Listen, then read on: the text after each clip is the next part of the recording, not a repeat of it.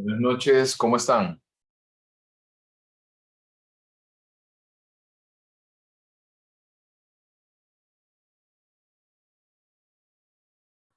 Ya algo cansados, Lick. Están como dirían, como tiros libres al borde del área, que se ve peligroso.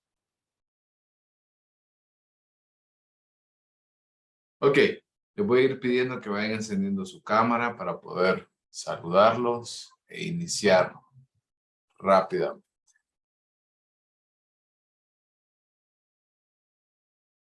Ok,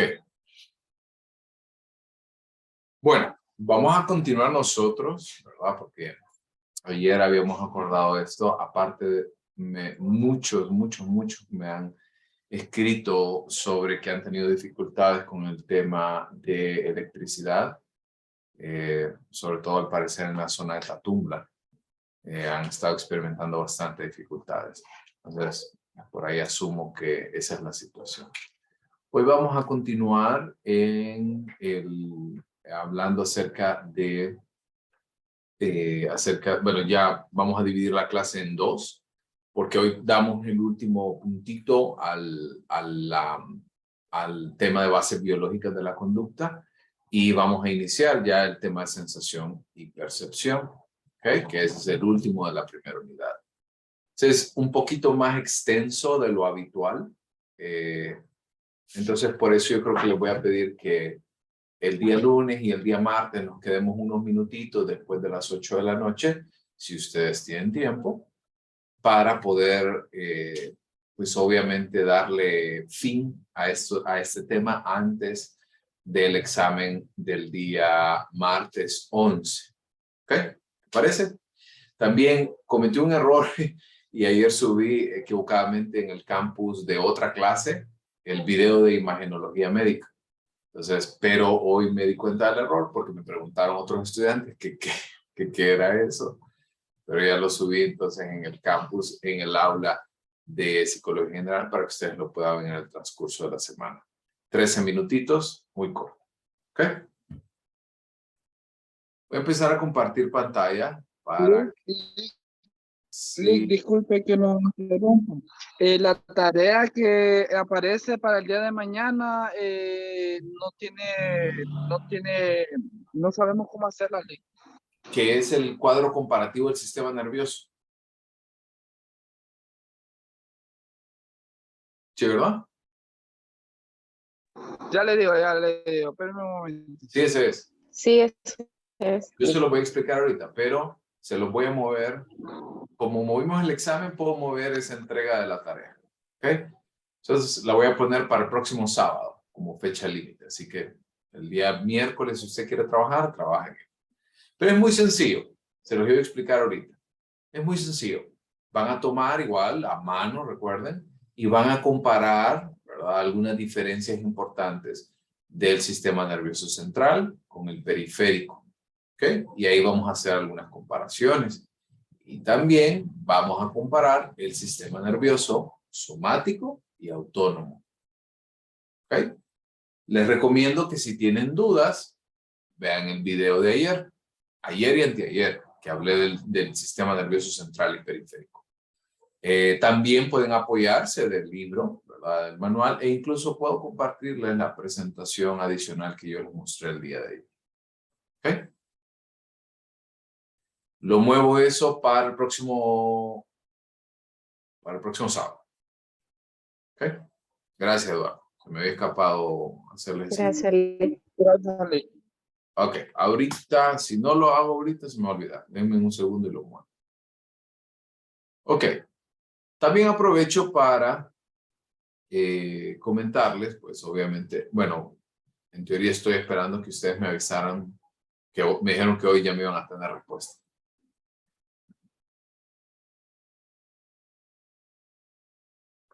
Lick, con eso lo de las respuestas de lo del examen, sí hay varios compañeros que pueden a las 4 y hay unos que pueden a las 7. Pero yo necesito saber quiénes. En Esa era el, la... sí, en el grupo que nosotros tenemos, se mandaron los que, bueno, no todos lo han mandado. Por ejemplo, yo, Franklin Martínez, puedo a las 4. Kenia Gabriela Álvarez a las 4. Ok, pero necesito que Ani ustedes... Urbina a las 4. A ver, Franklin, le voy a pedir entonces a usted que me envíe esa información. O sea, que yo la pueda ver y sepa las personas que tienen problemas para hacer el examen a las 4. Si todos los demás pueden a las 4, perfecto. Solo quiero saber quiénes son las personas que están pendientes. ¿Estamos? Es un trato. Me lo envíen en el transcurso del fin de Está semana. bien, Lick. Casi no lo entendí, no sé si es mi internet que me está fallando. Le decía que me envíe ese listado por escrito a mi correo electrónico para poder identificarnos. Ujú. Hágalo en el transcurso de este fin de semana para poder hablar de eso el lunes. ¿Ok? Ujú. Ok, Perfecto. está bien. Les acabo de mandar también el enlace de la lista de asistencia y ya está cambiada la fecha de entrega de la tarea. ¿Ok? Y voy a empezar a compartir pantalla para hablar acerca del último tema de bases biológicas de la conducta, que es genética. Quieren, ahorita ya podemos ir apagando entonces la cámara, pero quiero que me participen, no que sea un monólogo. ¿Recuerden? Ok. En el caso de la genética, usualmente este es un tema que la mayor parte de personas tiende a pensar en genes y generalmente pensamos en algo fijo, en algo que no cambia, en algo que es inmutable. Sin embargo, como a manera de información general, ha surgido una nueva ciencia que se llama la epigenética. La epigenética habla de cómo modificar entonces los genes. En el caso de la genética, es un estudio de la ciencia, ¿verdad?, que se dedica a se enfoca, mejor dicho, en los genes. Los genes, como ustedes pueden observar en la imagen a su izquierda, son 23 pares de cromosomas, o sea, 46 Lick, ¿me cromosomas, está compartiendo pantalla? de verdad. Sé que ya. Ya, Sí, ya. ok, gracias. Les decía que los cromosomas, ¿verdad? Que los genes son los 23 pares de cromosomas o 46 cromosomas en total. Cuando ocurre el proceso de fecundación, la madre aporta 23 cromosomas y el padre aporta 23 cromosomas.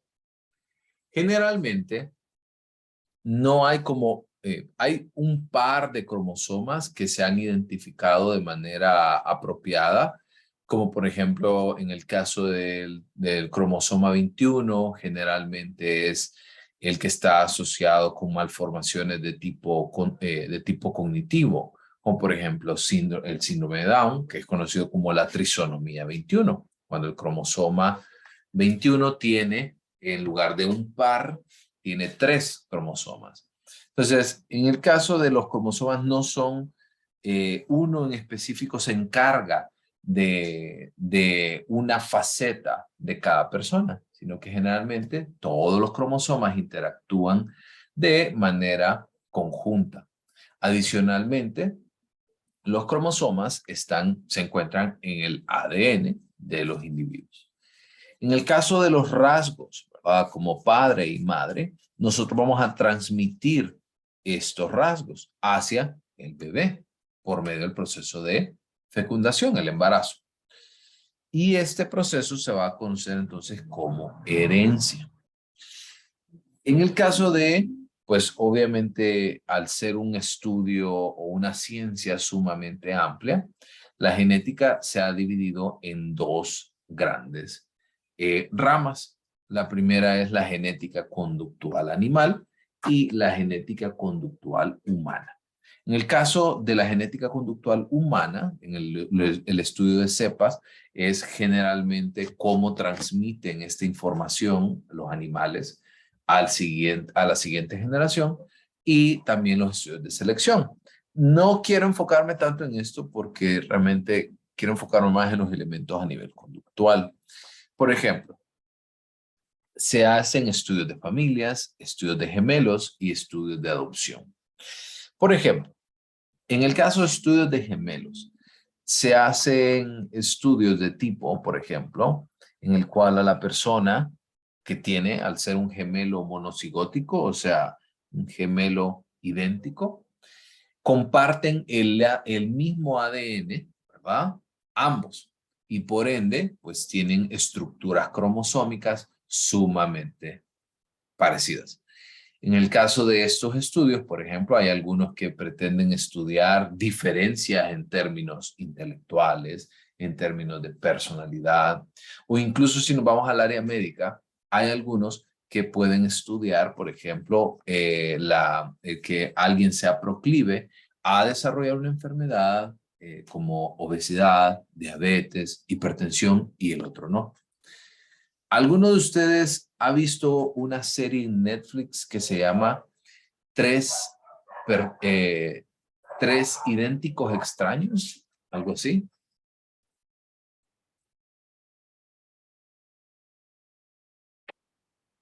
No. ¿Alguien la ha visto?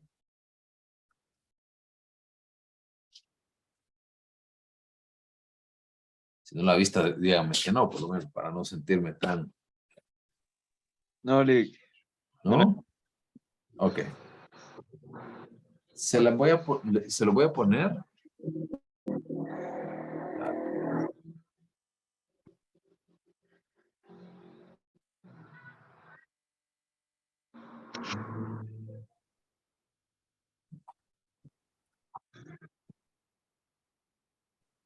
Ok, le voy a poner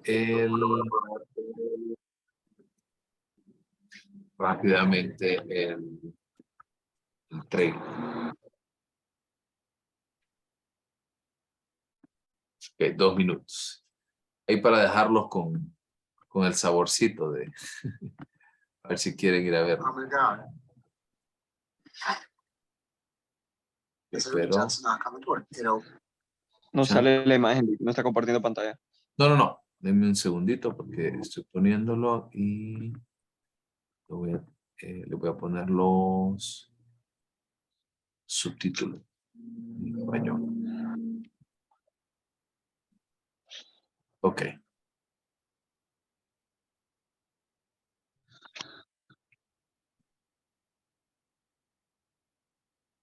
Ok, me confirman que lo están viendo y que lo pueden escuchar.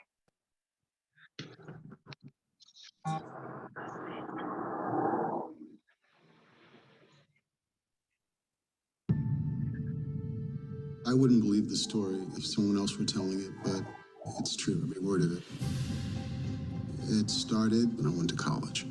It was the first day of school. All these people were coming up to me saying, Eddie, how are you? Eddie, hi. I'm like, my name's not Eddie. I don't know what you're talking about. As soon as this guy turned around, I knew it was Eddie's double. I said, you're not going to believe this. You have a twin brother.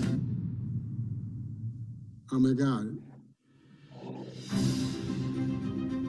As I reached out to knock on the door, it opens. And there I am. His eyes are my eyes are his eyes, and it's true. And then the story went from being amazing to incredible. It was an article to Twins Reunited. I think I might be the third. When people ask me what is the most remarkable story you ever encountered, I tell them it's the story of the triplets. You guys have been on the front page of every newspaper in the world. True.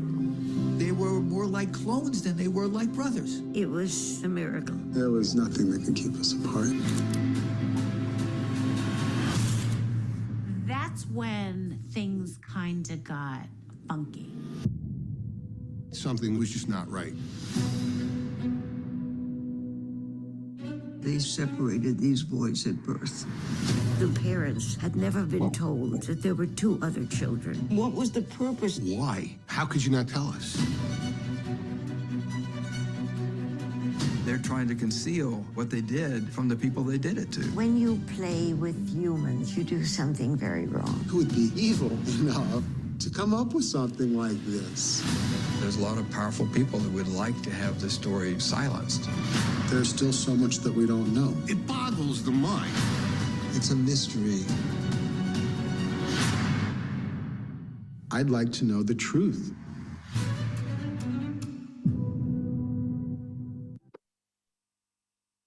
¿Qué les pareció?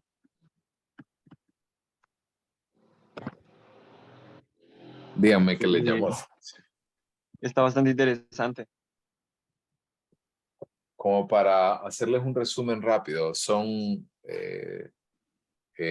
trillizos que fueron separados al nacer, los 3 fueron dados en adopción y cuando crecen ya se dan cuenta de que fueron separados al nacer.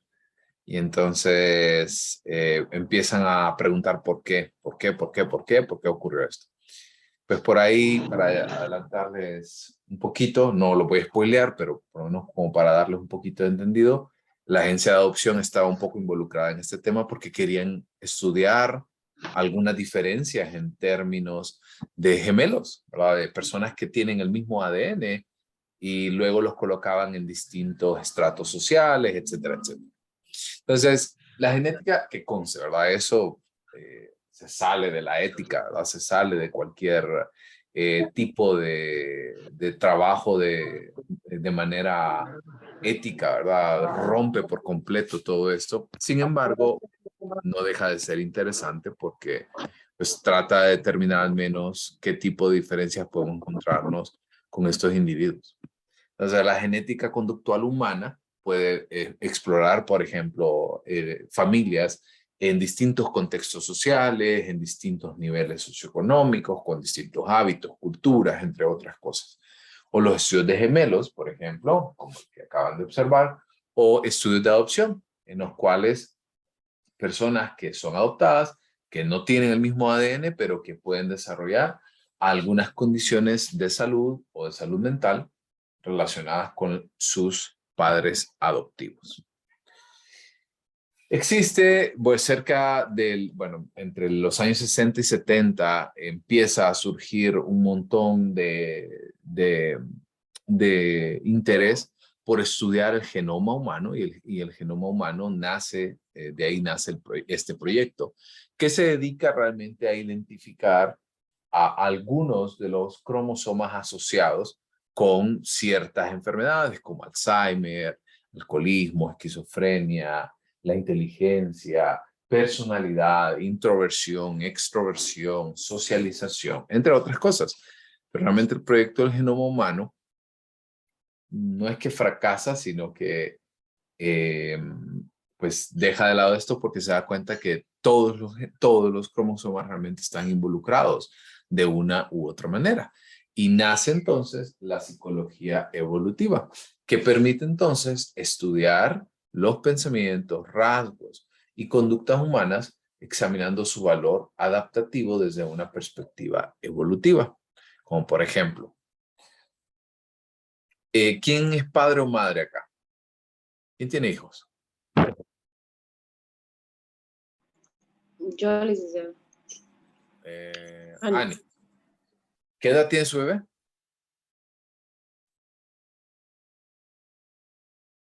Mantenga el micrófono abierto. 7 y 15. 7 años. 7 y 15. A 7 años y 15. Perfecto. Entonces, vámonos con el de 7 para Sí. que lo tenga más reciente. ¿A qué edad más o menos se sentó su hijo? ¿Es niño o niña?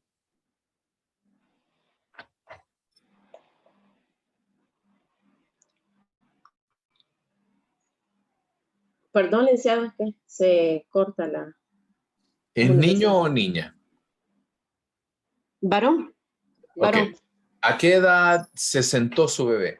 Ya, sin asistencia.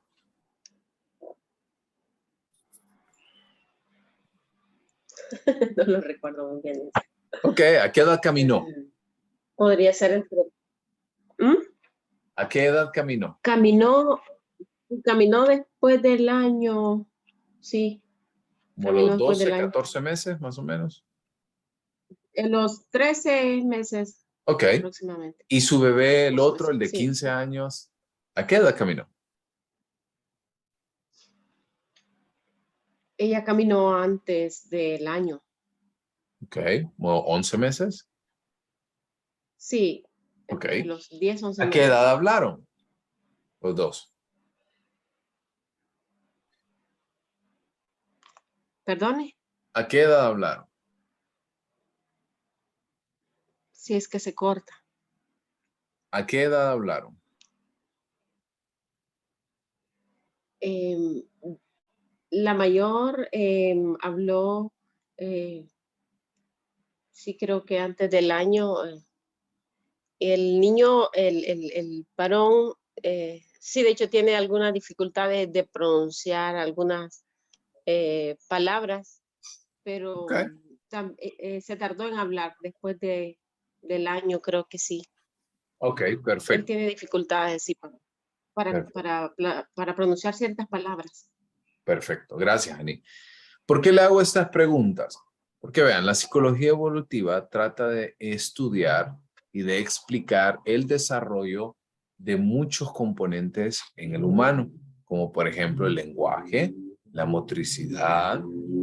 Otro de los ejemplos más estudiados es el control de esfínteres, cuando el niño aprende a ir al baño por su cuenta, cuando adquiere hábitos de limpieza, cuando ocurre el inicio de la pubertad, en el caso de las mujeres la menarquia, en el caso de los hombres la polución, etcétera. Porque vamos a tratar de entender que a nivel evolutivo, ¿verdad? Hay ciertos hitos importantes como los que acabo de mencionar, pero a su vez también hay diferencias, sobre todo en hombres y mujeres. Generalmente, el desarrollo de las mujeres tiende a ser mucho más rápido que el de los hombres, principalmente en términos de lenguaje, que ahorita ustedes lo pueden observar en el ejemplo que dio Ani. Incluso si ustedes van y le preguntan a sus mamás, a sus tías, a sus primos, primas que tienen hijos y que pueden ver esas comparaciones, la mayoría van a coincidir con esto. Que conste, no es una regla, ¿verdad? Pero es un tema de frecuencia. Ocurre con mayor frecuencia que las mujeres hablan primero. Y luego el desarrollo físico en el hombre tiende a ser mucho más vertiginoso que el de la mujer. Por ejemplo, en el caso de los hombres, quizás hasta los 7, 8 años, no hay tantas diferencias en términos de fuerza, velocidad, agarre, entre otras cosas. Pero en la medida que va creciendo el niño, va haciéndose muy diferente en términos biológicos. Y no es un tema ideológico, sino que el hombre se vuelve más fuerte, más rápido, salta más alto, empuja más fuerte. Entonces, eso es un tema de la psicología evolutiva. ¿Estamos? ¿Se entiende? Licenciado. Y De hecho, Adelante. fíjese que yo, sí, yo lo llevé con el psicólogo de la institución, de la escuela, y bueno, me preguntó, ¿verdad?, todo el antecedente y si hubo dificultades al momento del parto y sí, sí. Por otro lado, ella me dijo que sí tenía, ¿verdad?, mucho que ver, y también me mencionaba también el tema de que a veces uno tiende a ser más con el hijo pequeño, el hijo menor, a ser más permisivo o a dejarlo, ¿verdad? A darle más libertad. Entonces, me comentaban, inclusive algún maestro, es probable que usted lo consienta más a él, que por eso no ha desarrollado bien el lenguaje y todo eso, ¿verdad? Lo cual pienso que ha sido igual el trato, ¿verdad? Pero bueno, me quedé con esa opinión. Exacto. E incluso en el caso de los hombres, como les digo, es muy frecuente que esto pase. En el caso de los hombres, la adquisición del lenguaje tiende a ser un poco más lenta que el de las mujeres.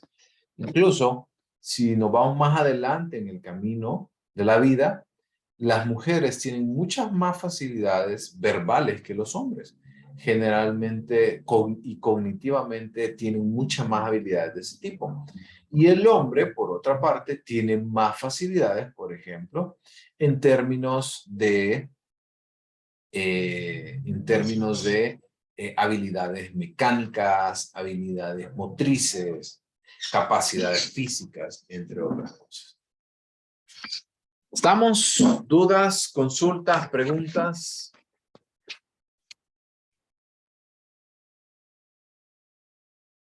¿Todo bien? Sí, Todo bien. Perfecto. Ok. Con eso entonces cerramos el tema de bases biológicas de la conducta. Pero como les digo, hay algunas cosas que pues, son de conversación, como la acabamos de ver, pero hay otras que sí se deben de aprender. Y eso es no negociable. ¿Ok? Si no hay dudas, entonces inicio el siguiente tema, que es el de sensación y percepción. Este se encuentra en el capítulo número 3. ¿Están viendo mi pantalla?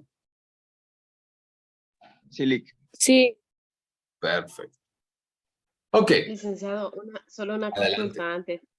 Fíjese que le quería consultar. Yo tengo unos parientes que tienen en su familia esto de tener gemelos, pero los partos de gemelos se dan un hijo de por medio. Fíjese que no hay reglas realmente en este sentido. Por ejemplo, en el caso de la genética, y es meterse a un tema que no terminaríamos hoy, pero para ponerle un ejemplo. Como les decía, hay ciertas probabilidades. Les voy a poner una pantalla en blanco para que puedan ver, o para poder ejemplificar. ¿Están viendo pantalla blanca? ¿Sí, verdad? Sí. Sí. Ok. Vean, entonces en el caso de, si nosotros hablamos de genética, ¿sí? Nosotros, como les decía, compartimos genes mitad y mitad de hombre, de padre y de madre. En el caso de esta situación, ocurre que nosotros vamos a tener algo que son conocidos como genes dominantes, ¿sí? Y genes recesivos. Entonces, lo pongo como H, porque es el nombre de un gen, pero olvídenlo, puede ser cualquier letra. Dominante es aquel que tiene, que está en mayúscula. Entonces, por ejemplo, si el padre este es el padre, ¿sí? Esta es la madre, ¿sí? Entonces, digamos que cada uno de ellos tiene un gen dominante y un gen recesivo.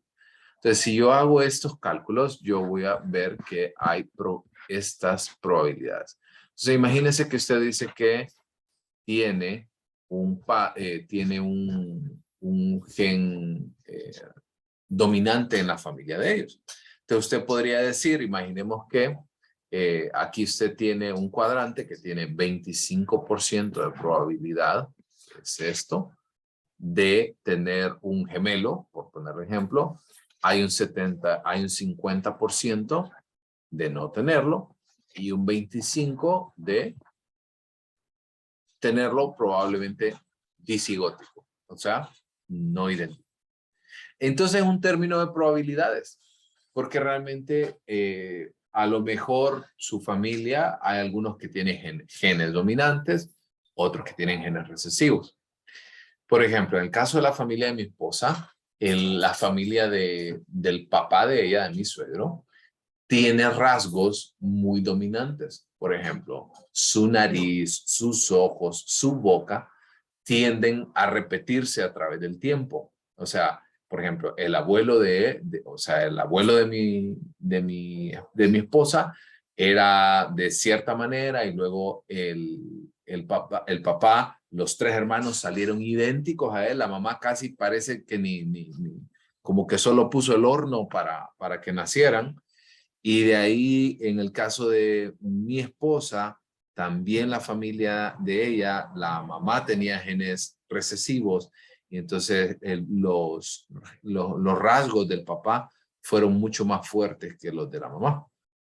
Entonces, como les digo, realmente es un tema no hay una regla en este sentido de la genética, sino que Como todo va a los ojos. depender. ¿Perdón? Como los ojos, ojos claros son recesivos, ojos oscuros son dominantes. Exacto. E incluso hay algo importante que deben de entender, porque también va a depender del contexto, o sea, de la ubicación geográfica en la que estemos. En la cultura latinoamericana, los ojos oscuros son gen dominante. Pero si nosotros vemos y lo aplicamos esto a Europa, los ojos claros son gen dominante ahí. ¿Sí? ¿Mail? Lick, o sea, es que, disculpe que entré tarde a la clase y no sé si voy entendiendo bien, pero ahí entra también lo del albinismo, no sé si así se dice, pero que mi abuelo es albino, porque yo tengo familia albina y yo a veces me pregunto, ¿será que me puede salir albino? Sí, solo que en el caso del albinismo es una malformación genética realmente, no es, o sea, para hablarle en términos científicos, ¿verdad? No es un color de piel, sino que es más bien la decoloración de la piel, es la falta de pigmentación en la piel. ¿Ok? Pero sí, pero ese es un gen recesivo, no dominante. Pero sí puede pasar. Ellos creo que tienen falta de queratinina, algo así se les llama. Ay, se me olvida ahorita el nombre, que es el que da la pigmentación. Pero no es Ese queratina. creo que, me parece que es ese. Ya le digo cómo se llama. Que ese lo produce el timo, que es una hormona. Melanina es. ¿Sí? Pero le decía de que suena, pero no. ¿Estamos? ¿Se entendió? ¿Quedó más claro? Lick, Adelante. igual creo que, bueno, los estudios bastante cuando dicen que nacen gemelos es porque la mujer ovula 2 veces, algo así entendí una vez en una charla, que por eso, pero no sé si será Sí, también puede pasar. que a veces hay gente que dice que es por genética o cosas así, ¿no? Sino que es por ovulación, que la mujer ovula 2 veces al momento de que fecunda el óvulo, ve el espermatozoide, entonces por eso es. Y hay mujeres que traen eso ya en su cuerpo, entonces tienen bastantes parejitas de gemelos. Sí, eso puede ocurrir también. Totalmente. Porque acuérdense que en el caso del proceso de embarazo, del proceso de fertilización, en teoría se fertiliza un óvulo, porque se suelta un óvulo por cada proceso de gestación. Pero puede ser que, incluso eso, ¿saben en qué momento ocurre con mucha frecuencia? En las personas que reciben tratamientos de tipo ginecológico, por ejemplo, que no tienen hijos y entonces empiezan a entrar a tratamiento, hormonas y toda la cosa, y puede hacer que bajen más de un óvulo a la vez. Les comparto la experiencia de un amigo que ellos tenían problemas, entraron a un proceso de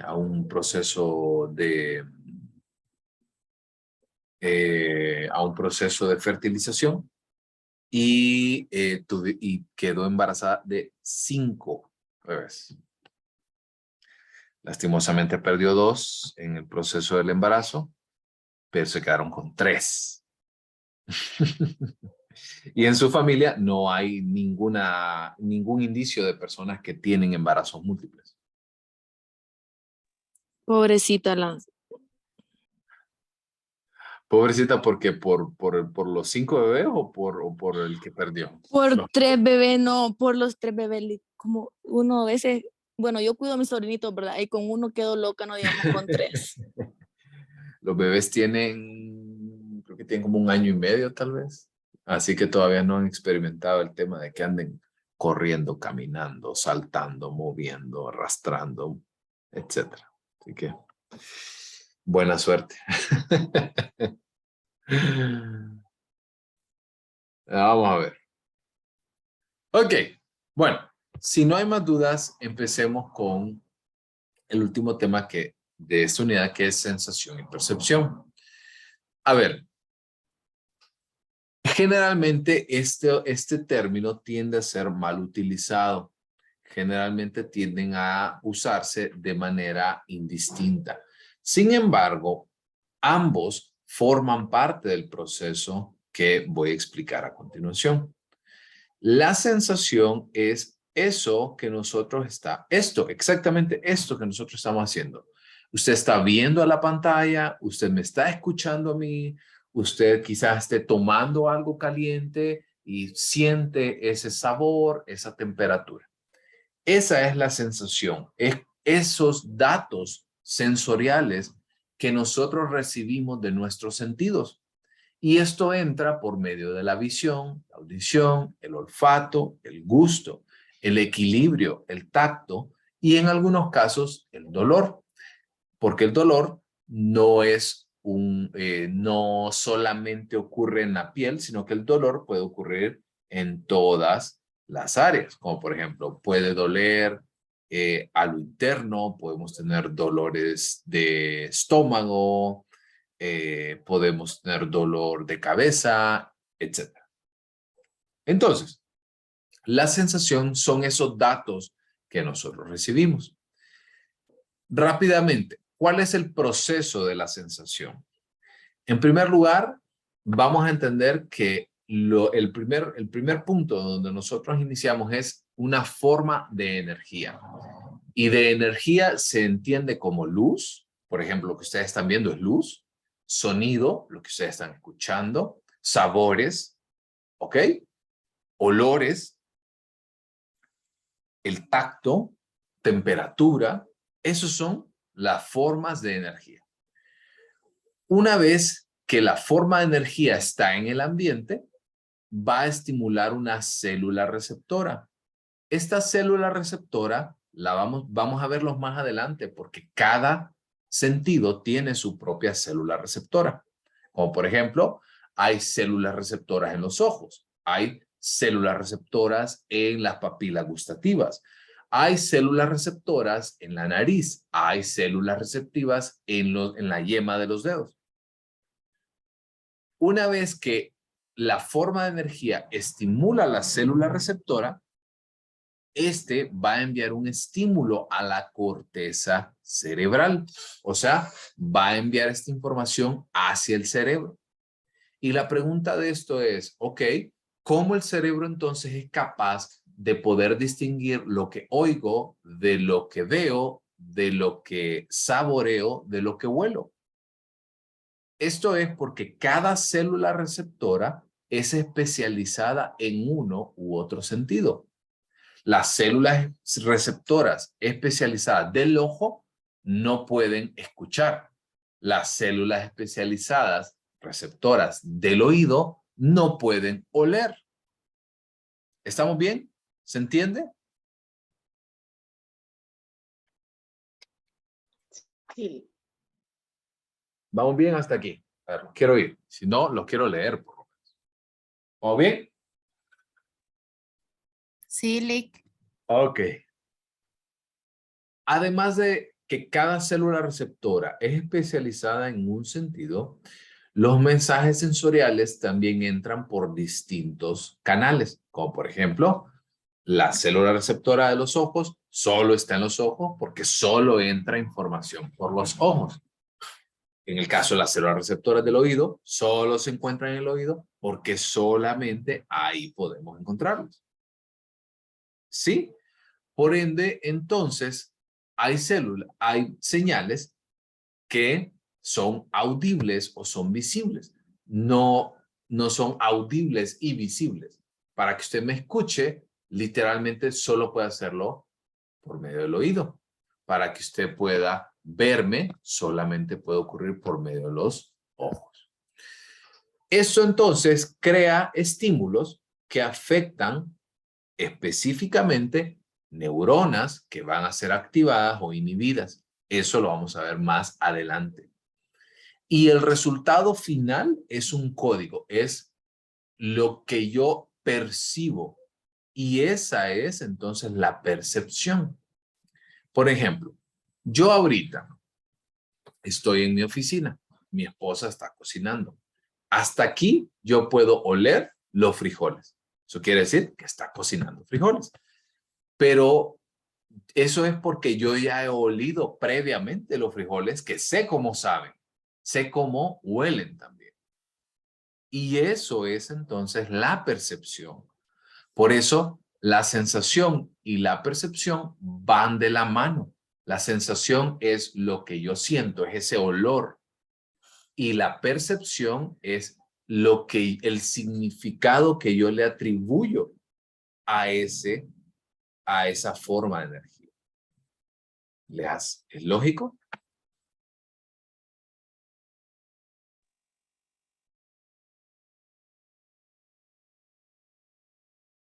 ¿Es lógico? ¿O bien? Sí, sí, es lógico. Licenciado, ¿y en el caso de las personas ciegas? En el caso, fíjense qué buena pregunta. Miren, en el caso de las personas ciegas. Le pregunto porque fíjese que, perdón. No, adelante, por favor. Hace unos días yo iba en un medio de transporte y también iba una persona ciega. Y de repente vi que se puso de pie en la estación y pues que se iba a bajar. Entonces me impresionó su capacidad de saber dónde tenía que bajarse. Pues fíjense que para comentarles un poquito acerca de esto, yo tengo mucha experiencia con personas ciegas principalmente, porque en la carrera de psicología, ahora no tanto, no sé por qué, pero cuando yo me gradué de psicólogo, yo me gradué en mi generación con 4 personas ciegas. 4 personas. Y pues uno de ellos en particular, yo era muy cercano a él. Ahora no tanto, pero en general sí. Entonces, lo interesante de esto es, que él me decía que sus otros sentidos se agudizan. Por ejemplo, su sentido del tacto, él siente cosas, por ejemplo, en la yema de sus dedos, porque ha aprendido a sentirlo, cosas que yo no puedo sentir. Entonces, el tacto se agudiza, el olfato se agudiza, la audición se agudiza.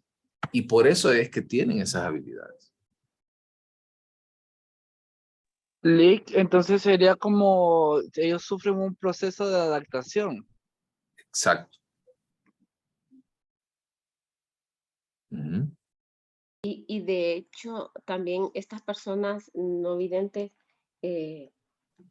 tienen esa habilidad con las manos, porque en muchos lugares de masaje, ellos son los encargados de dar ese tipo de servicio de masaje, y tengo entendido que, bueno, que ellos son muy buenos ¿verdad?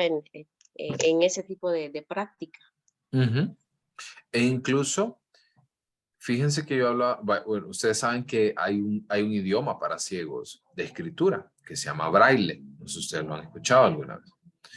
Y el braille se basa, no sé si ustedes han visto la clave Morse, que son puntos y líneas. En este caso, el código, el idioma braille son, se lo pongo aquí, son 6 puntitos, y estos puntitos, ¿sí? Son 6 espacios, así, que están colocados. Qué horrible me salió. Son 6 puntitos, ¿ok? Y cada letra tiene distintas combinaciones. Por ejemplo, imagínense que están bien uniformes, ¿verdad? Entonces, por ejemplo, yo no me lo sé, pero por decirles, la A tiene rellena esa. La B tiene relleno este. Y así. Entonces, en el papel, usted puede ir haciendo tienen como un molde especial que lo coloca en papel, y luego entonces usted va haciéndole marca encima del papel según lo que usted quiere comunicar. Yo cuando lo sentía, yo no sentía absolutamente nada, pero él leía a la perfección de esta manera. Entonces, por eso, generalmente las personas que pierden uno de los sentidos, como visión o audición, generalmente tienden a compensarlo con otras habilidades, con otro de los sentidos mucho más eficiente.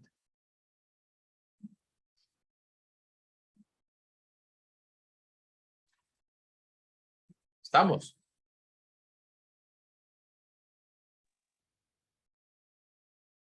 Sí, Lick. Ok. Ok. Fíjense algo interesante. Yo hablaba con mi amigo acerca de esto porque todo el mundo cree que pues alguien que es privado de los sentidos,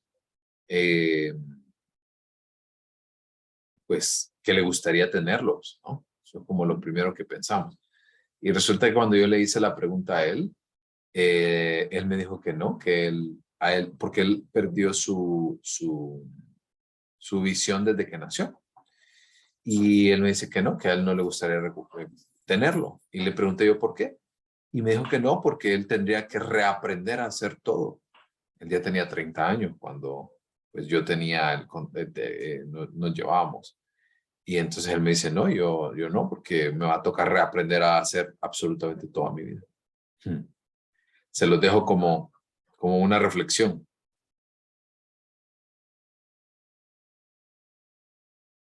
¿Estamos? Ok. Voy a adelantar porque tenemos que hablar de umbrales sensoriales. Porque no todas las personas, ¿sí? No todas las personas, sí, se han fijado que ustedes dicen, uy, me huele a tal cosa. Y usted dice, no, hombre, no me huele a absolutamente nada. No, hombre, sí huele a tal cosa. Y usted empieza a hablar y hasta se preocupa porque dice, ¿será que me dio COVID? Y que perdí el olfato. Y entonces empieza con este tema. Pero realmente la situación es que cada persona tiene, como les decía, más moldeado este sentido. Entonces, pero existen los umbrales y los umbrales hacen referencia a que toda forma de energía va a necesitar tener como un mínimo para poder generar algún cambio, una intensidad mínima para poder hacer un cambio en el ambiente de la persona. En el caso de esto se conoce como el umbral absoluto. Como por ejemplo, ¿qué tan fuerte debe ser un sonido para que alguien lo escuche? ¿O qué tan brillante debe ser una señal para ser vista? Y en una serie de investigaciones se determinó que los umbrales absolutos para los 5 sentidos más predominantes son, en el caso del gusto, se puede detectar 1 gramo de sal en 500 litros de agua. O en el caso del olfato, puede detectarse 1 gota de perfume en una sala llena de en una sala de 3 habitaciones. O el tacto, que caiga el ala de una abeja sobre la mejilla desde 1 centímetro de altura. O sea, muy sensible. O en el caso de la audición, el tic-tac de un reloj a 6 metros. Y en el caso de la visión, se puede ver la llama de una vela a 50 kilómetros de distancia. Ahora, todo esto, ¿verdad? Es como en condiciones ideales, sin luz, sin ruido, sin otros sabores. ¿Ok? Pero esto es algo interesante para ustedes. No es necesario que se lo aprendan. Solo es como algo para que ustedes lo puedan tener. Y para ir terminando entonces, necesito hablar de un proceso que ocurre que se llama adaptación sensorial. Ayer yo les preguntaba que qué pasaba cuando ustedes estaban bien dormidos y pues su mamá, su papá, entra al cuarto y les abre las cortinas y entonces aquella oscuridad, tranquilo, y de repente, ¡pum!, entra un montón de luz a su cuarto. ¿Cómo responden ante esto? ¿Cómo se siente?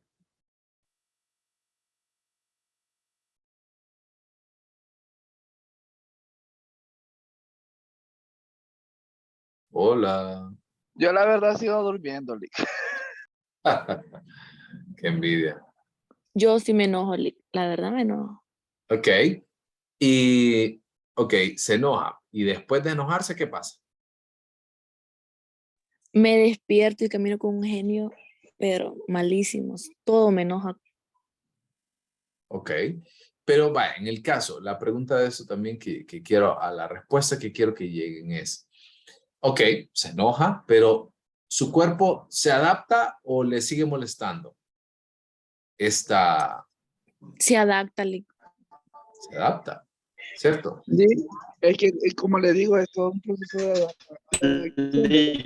Por ejemplo, en mi caso, yo me tuve que adaptar cuando yo hice mi trabajo social en la carrera, que fue de que yo tenía que dormir a donde sea. Pues, entonces yo me fui adaptando y por eso es que ahora duermo donde sea. Claro. Y la verdad que eso es lo interesante, porque de eso se trata. Porque el cuerpo se va a adaptar a todo aquello que nos brinde entonces que el medio ambiente entonces nos brinde. Por ejemplo, los ojos se pueden adaptar a esa sensación. Por ejemplo, el sonido, por ejemplo, si un sonido le molesta mucho, pero después se va adaptando y luego usted viene y ya deja de molestarle. O un sabor, por ejemplo, quizás salado, se va usted acostumbrando ante esto. Y a eso nosotros lo conocemos como adaptación sensorial. Y con eso entonces cerramos por hoy y continuamos el día lunes y martes para tratar de darle el cierre a esta primera unidad. Voy pidiendo que vayan encendiendo sus cámaras para despedir.